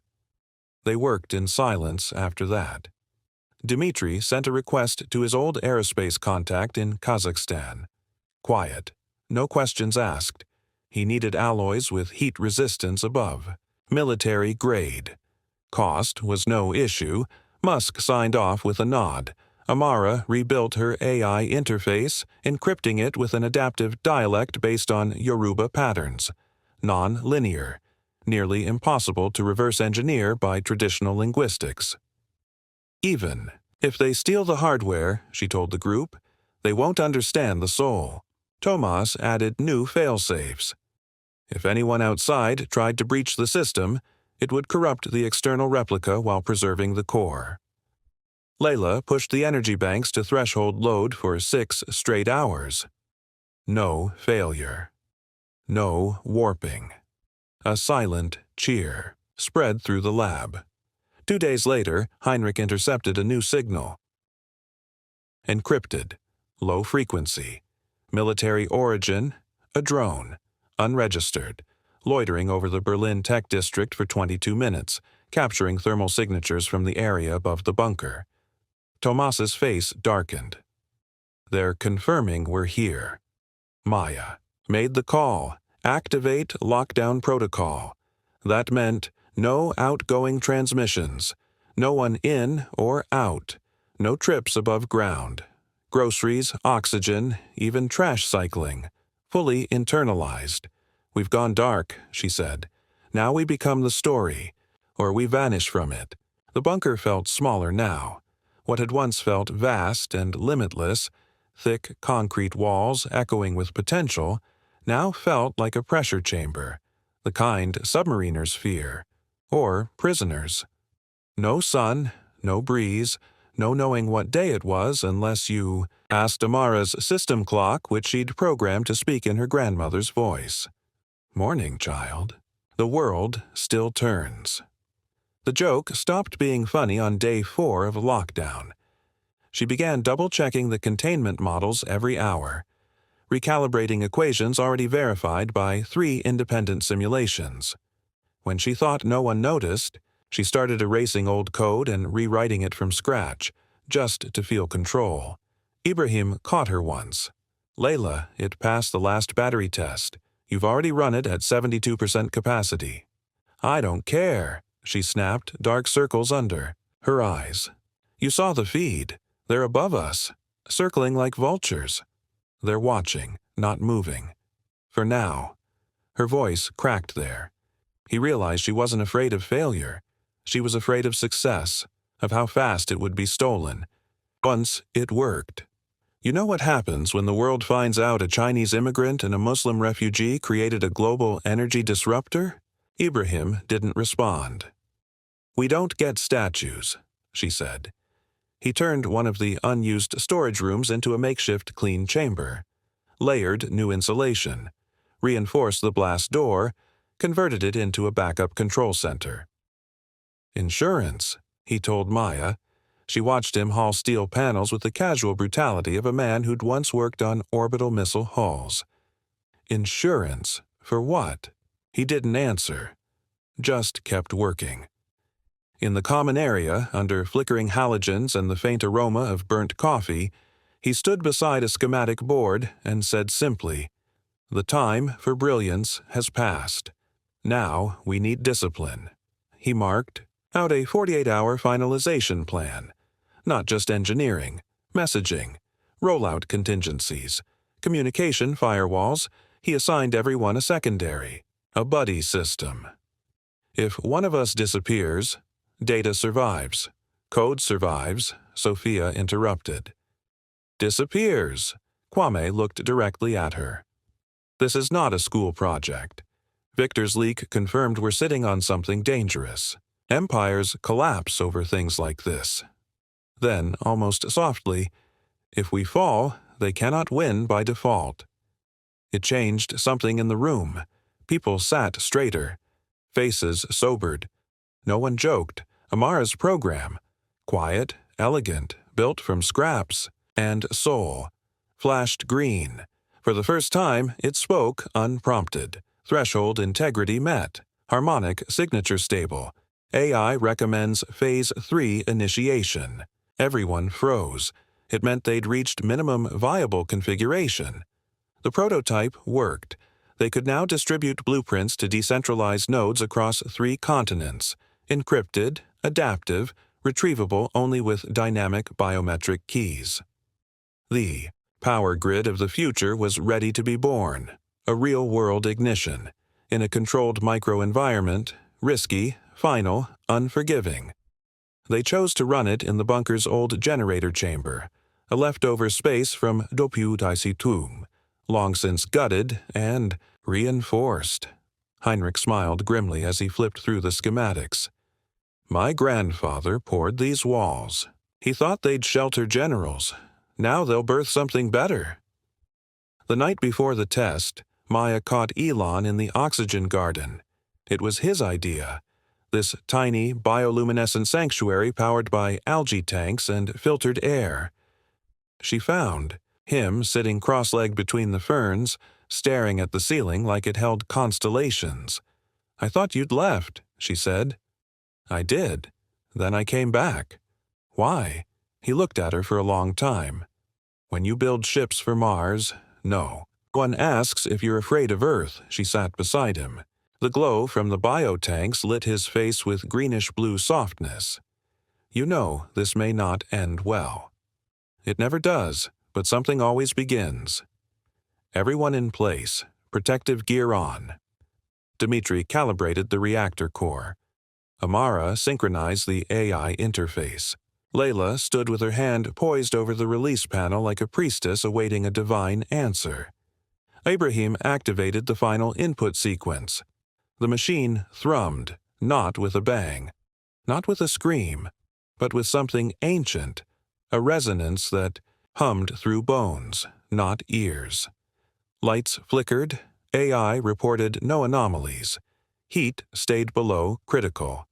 And then, charge flow, stable, containment field, holding, hydrofiltration test valve, pure water. The system worked. They'd done it. They had just created a closed-loop sustainable power and water generation system small enough to fit in a shipping crate, and it ran on atmospheric humidity, solar trickle, and kinetic cycling. It was real. It was alive. Tourists didn't know the story. They sat, took selfies, and left. But the few who did know, students, filmmakers, archivists, they'd pause. Sit a while. Sometimes they'd leave behind a reel, a note, or a USB drive, tucked beneath the bench. Some were full of ghosts, others full of truth.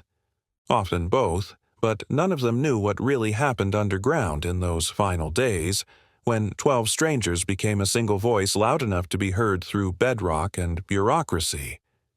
It began with silence. After Victor's final message was intercepted and the kill order verified by Amara's anomaly filter.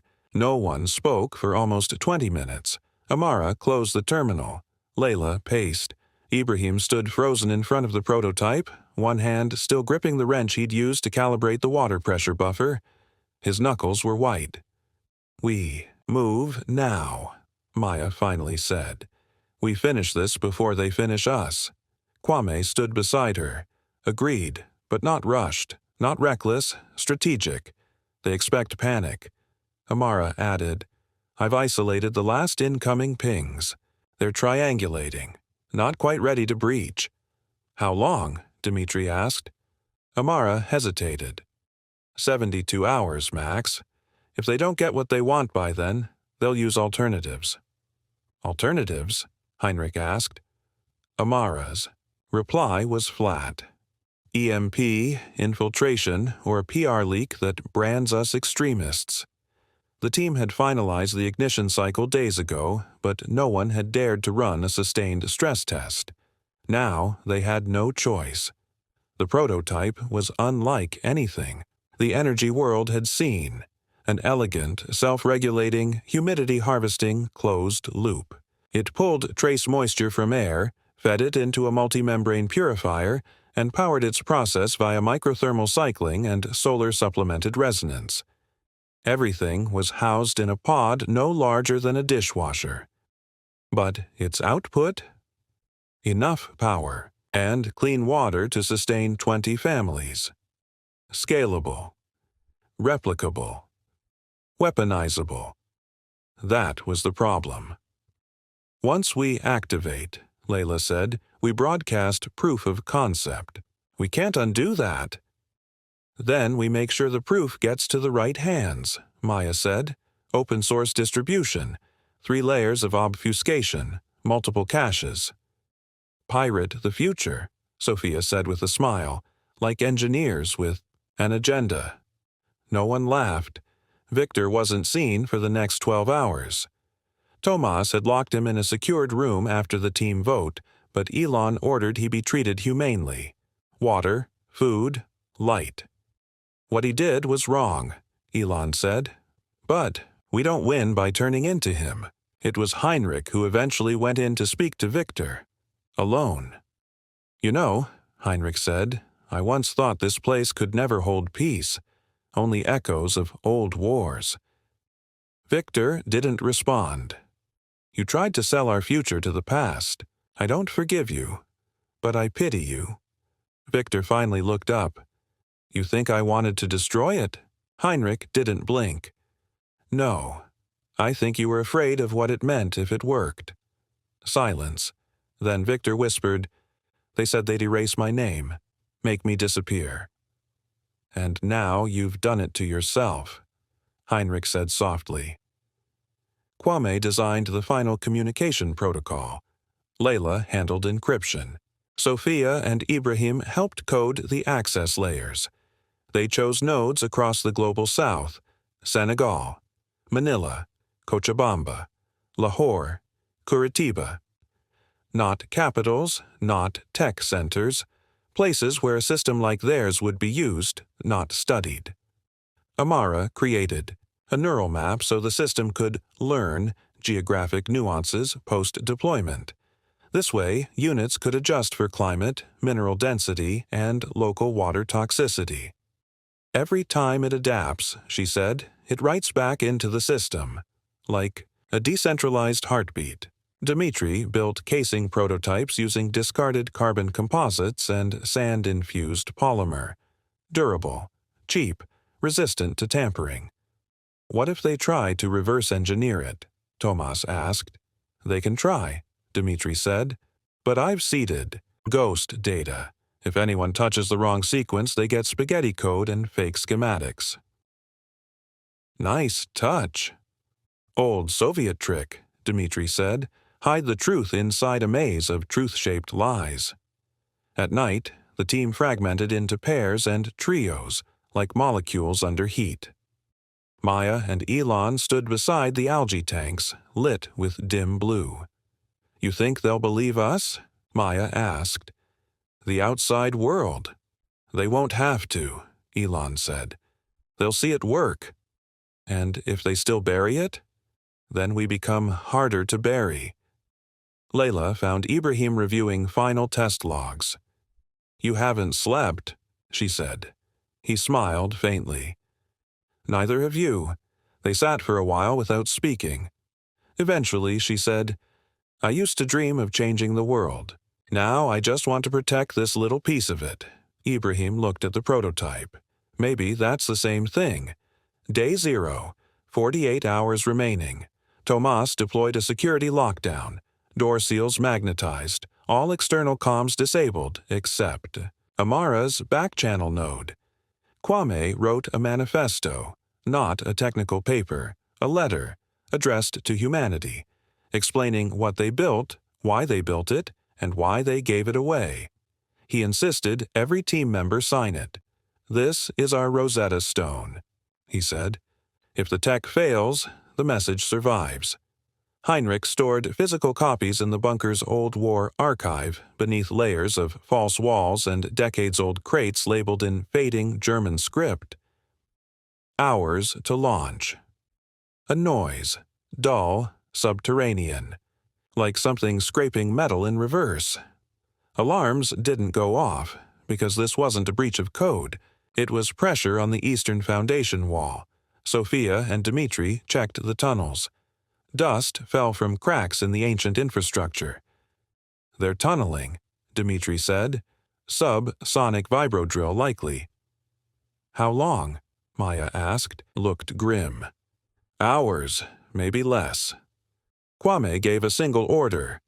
Seal the prototype chamber, now. They moved fast. Doors locked. Redundant backups activated. Final sequence, pending. Amara pinged a strange signal. From inside the bunker, someone was trying to override the prototype's failsafe. In the control room, Victor. He'd escaped. Used old backdoor codes, trying to save them by encrypting the project and delivering it himself to the conglomerates. He believed they'd bargain. "You think they'll let you live?" Elon said, walking in, calm as dusk. "They need me." "No," Layla said coldly. "They needed your betrayal." Amara's voice was quiet. Override failed, encryption held. Victor turned to her. "You were always listening." Amara just smiled. Hours left. Prototype sealed. Communication protocols queued. Everyone gathered. Maya pressed the ignition switch. The machine hummed to life. Water condensed, flowed, power surged. Quietly, cleanly. AI verified. 100% operational. Kwame uploaded the manifesto. Amara's system scattered. The data like seeds in the wind. Encrypted bursts into open-source darknets, cloud leaks, anonymous nodes. By the time the drill breached the outer corridor, it was too late. The world had changed. They didn't fight. They didn't resist. When authorities arrived, shadow ops in EU uniforms, masks, no insignias, they found an empty prototype cradle and sealed backups. No sign of Elon, no evidence of weaponization. Just a garden of algae and a room full of handwritten notes. And somewhere, far away, the first rural village lit a lamp with power pulled from humid air. The storm hit Berlin just after midnight. Not the one in the sky, though the wind above did howl, but the kind of storm that began in silence. Encrypted files flickering into inboxes, redactions reversed, security feeds hijacked, and 1,000 lies evaporating in the cold light of exposed truth. It began in the bunker. Ibrahim stood before the completed prototype, a hybrid system of energy capture, filtration, and distributed output that no one had ever built. It was beautiful in a way only necessity could birth. Improvised parts nested in 3D printed casings, solar skins stitched with graphene threads, and water purification membranes that vibrated with a subtle hum, like a heart murmuring into motion. "Power it," Layla said quietly beside him. Her eyes didn't blink. "Now." His finger hovered above the sequence panel. He thought of home, what was left of it. He thought of the people still waiting for clean water and the others who never had the chance. Then he pressed the switch. Nothing. For a second, nothing. Then the system groaned, deep, elemental. It shuddered like a waking thing, lights blinking in rising tempo. Readouts lit up on the glass panels above the unit.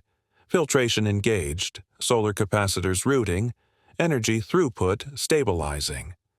The hologram projector flickered on with a soft blue glow. It worked. Tomas, leaning at the far end of the corridor with a rifle slung on his back, let out a low whistle. "That's a first," he muttered. "Something down here that doesn't try to kill us." Maya, pacing by the satellite relay, whispered into her headset. "Musk, do you see this?" From the hidden screen, his voice came, tight, energized, older somehow. "I see it," Musk said. "So will the world." But they didn't have time for fanfare, because upstairs, Victor Orloff was already gone. Amara had found his trail minutes earlier. Abnormal login patterns routed through external terminals, the kind of slip that only someone too confident would make. His files were clean, but his shadows weren't. "Here," she said, tapping through logs, encrypted packets sent to a location east of Alexanderplatz. Same IP structure as Helix Power, the lobbying firm working with private equity to kill microgrid patents. Musk's face darkened. "So they're moving now." "They know it works," Layla said, "and they know it's dangerous." Sophia, already strapping on her vest, gave a grim nod. Then we've only got one move left. We show it to the world before they bury us. Kwame stepped into the control room, eyes calm. Then we'll need decoys, redundant broadcasts, split data routes. We'll need to leave, Heinrich added. The tunnels, they lead to a decommissioned subway shaft. I've kept the keys. Thomas slung his bag across his shoulder and checked his pistol. Time to earn my retirement. The team split into two. Maya and Musk stayed behind, directing the relay protocols and holding the satellite uplinks. If this worked, every press outlet, research institute, and engineering forum would receive the prototype schematics. All open source. No patents, no gatekeeping. Ibrahim, Layla, Sophia, Amara, Dmitri, and Tomas would go underground, tracking Victor and intercepting whatever off-site asset he was heading toward. It was no longer about one project. It was about survival. The tunnel stank of rust and wet stone, but Heinrich's map held true. They passed beneath forgotten metro lines, emerging through a grated outlet in a derelict courtyard surrounded by government buildings. The streets above were empty, too late for traffic, too early for the city to wake. Amara guided them with her tablet. His last ping came from here, she said, pointing to a shuttered art museum. Used to be GDR Security HQ. Now it's a front, private contracts, black-budget telecom research. He's not just sending data, Layla said. He's delivering the future to the highest bidder. And we're here to steal it back, Dmitri muttered, cocking a sleek, modified taser rifle. They breached the side entrance, an old maintenance shaft long ignored by security updates. Inside, it was quiet. Too quiet. Then, gunfire. Thomas tackled, Ibrahim down behind a marble column as the walls erupted in dust. Two black-clad mercenaries emerged from the staircase, moving in flanking formation. Cover left, Sophia shouted, hurling a flash charge scavenged from bunker reserves. The corridor lit up like lightning. Screams echoed. One guard fell.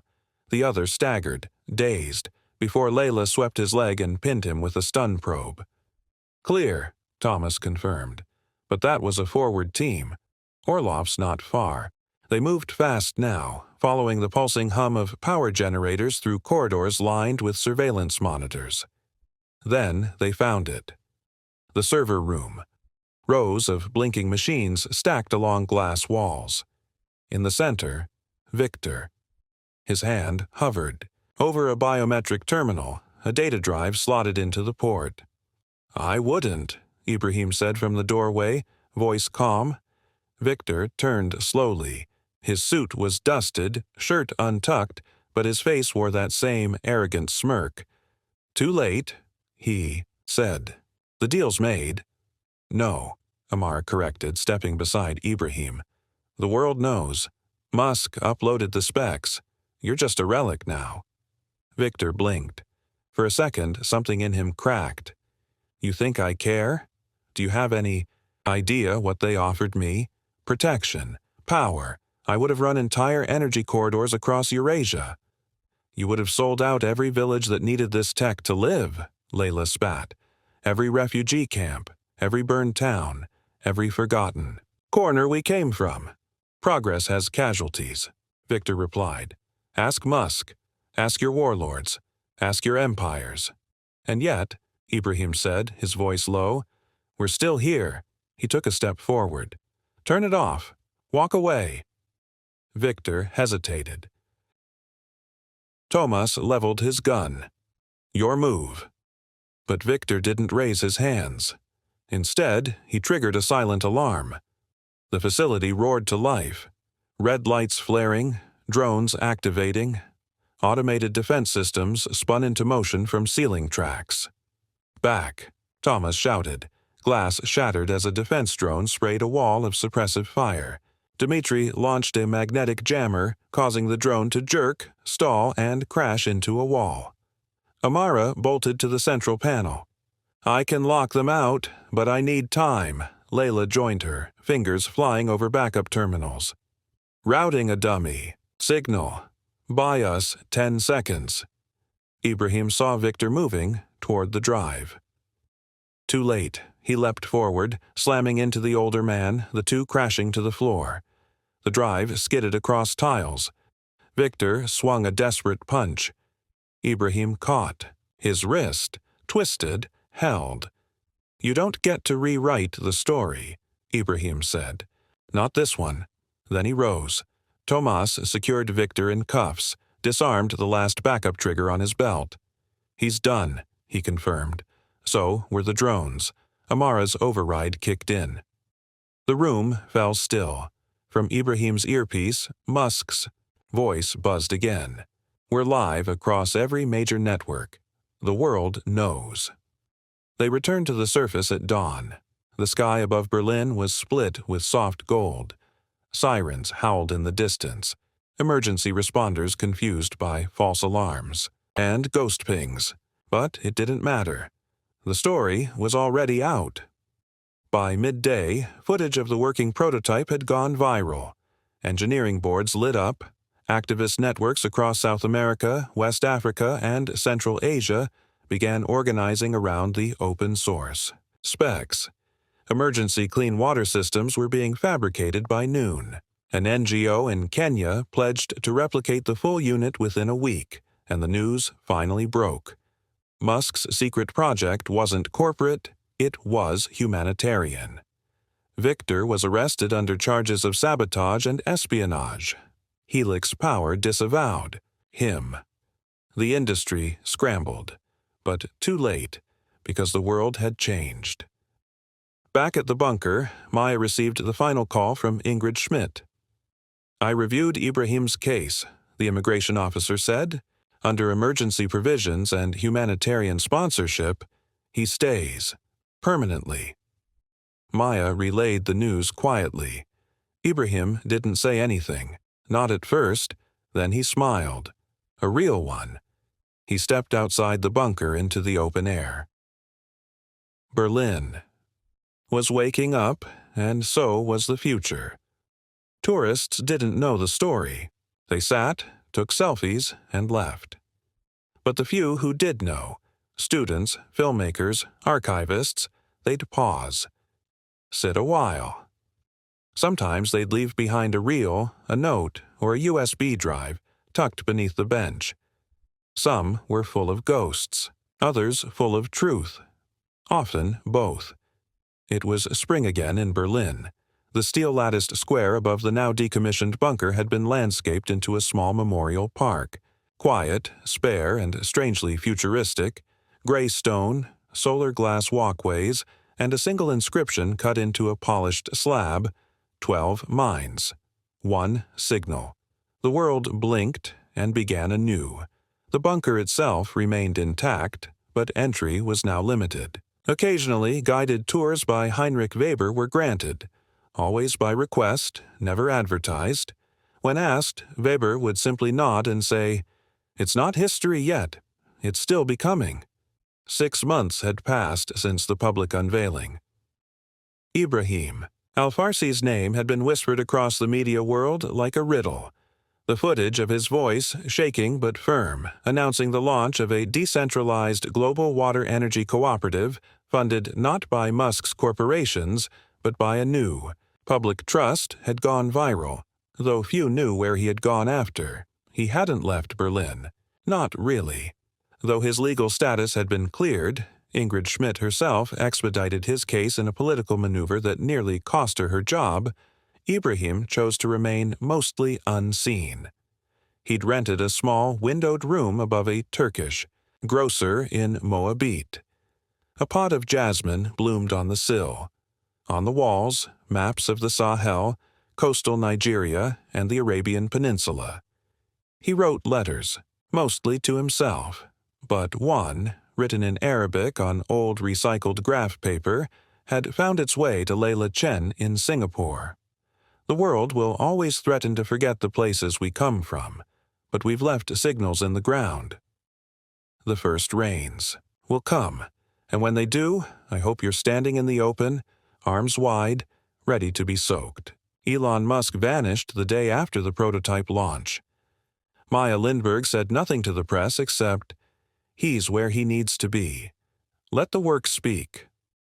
Rumors abounded: a retreat in Iceland, a floating lab in Micronesia, a rocket to nowhere. But Sofia Mendez received a package, hand-delivered by a courier who didn't wait for a signature. Inside was a charred notebook. Each page, formulas, sketches, half-written rants about entropy, cooperation, and something cryptically marked UPL. But on the inside cover, one phrase repeated in sharp black ink: "Break the empire of scarcity. No name, just coordinates."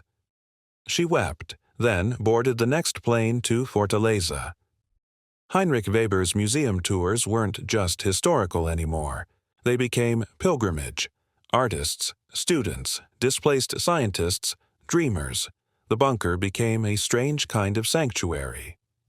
In the quiet of the control room, the massive holographic table now displayed not war maps, but real-time ecological impact. Data. Layla had coded it with Amara and Dimitri's help, now open source. Visitors watched, awestruck, as streams of blue and green pulsed across desert zones once marked only in red. In the old mess hall, Victor Orloff's name was never spoken. But his absence was felt. A cautionary echo. He'd been arrested months earlier in a corporate sting operation triggered by Amara's data trail breadcrumbs, deliberately leaked at just the right time. Thomas Keller, now head of an independent oversight body for tech ethics, often returned to the bunker. He rarely smiled, but when he did, it was always just after walking past the now empty chair marked Seat 13. The engineers scattered, but not far. Amara Okafor moved between Lagos and Sao Paulo, building the AI-driven scaffolding that monitored gridless energy sharing across the hemisphere. Sofia's waste-to-grid systems became a blueprint for rural electrification across 5 countries. Dr. Kwame Nkrumah returned to Ghana, where he led the opening of the first Pan-African Open Engineering University. He named it after his mother. Its motto, carved into its steel archway, "Build for the Unborn."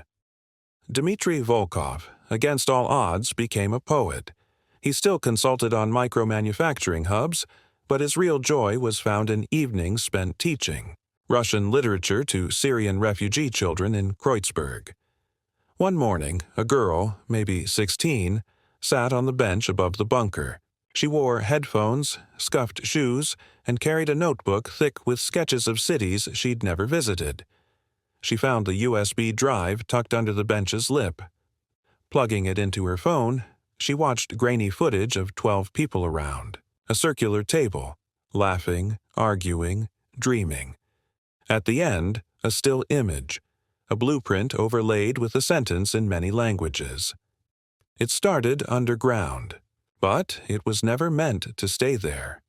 She smiled and began to draw. The world hadn't changed overnight. Conflicts still raged, borders still cut, corporations still lobbied. But in villages without power, lights began to glow at dusk. In drought-stricken hills, wells drilled with specs from Ibrahim's team now ran clear. No central authority ran it. The system fed itself, peer-to-peer, transparent, fractal. Governments were slow to react.